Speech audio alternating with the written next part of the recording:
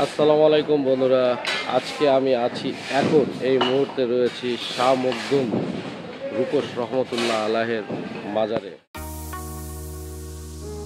এবং এই মাজারে আজকে আমি তোমাদের সঙ্গে একটি জিনিস শেয়ার করব, সেটা হচ্ছে যে নরবলি।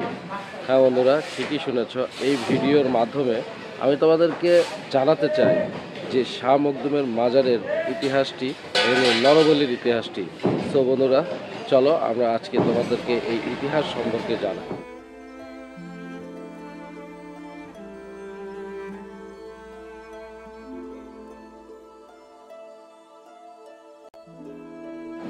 নোয়াখালী থেকে নৌপথে শাহ মখদুম রূপস রাজশাহীর বাঘা উপজেলায় এসে অবতরণ করেন এবং বাঘায় পদ্মা নদী থেকে 2 কিলোমিটার দূরে বসতি স্থাপন করেন। এবং রাজশাহী তখন মহাকালগড় নামে পরিচিত ছিল। মহাকালগড় শাসন করতেন তৎকালীন সামন্তরাজ কাপলিক তন্ত্রে বিশ্বাসী 2 ভাই। তাদের একজনের নাম হলো অংশুদেও খেজ্জর চান্দ্রভণ্ডী ও বর্মভোজ, ও অপর ভাই হলেন অংশুদেও খজ্জর চান্দ্রখরক বুদ্ধভোজ।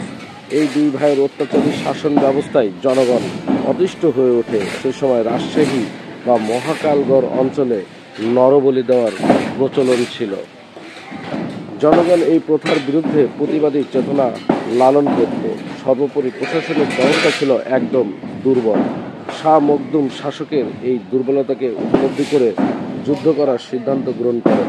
তিনি একই সাথে নৌবাহিনী, অশ্বারোহী বাহিনী এবং পদাতিক বাহিনীর জন্য লোকবল সংগ্রহ করে প্রশিক্ষণ দিতে শুরু করেন।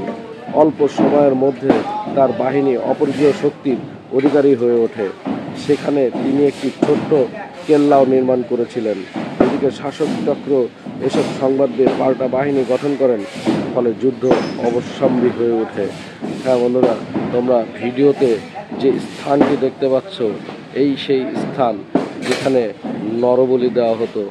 আর এইখান থেকে আজকে আমাদের ভিডিও শেষ করছি।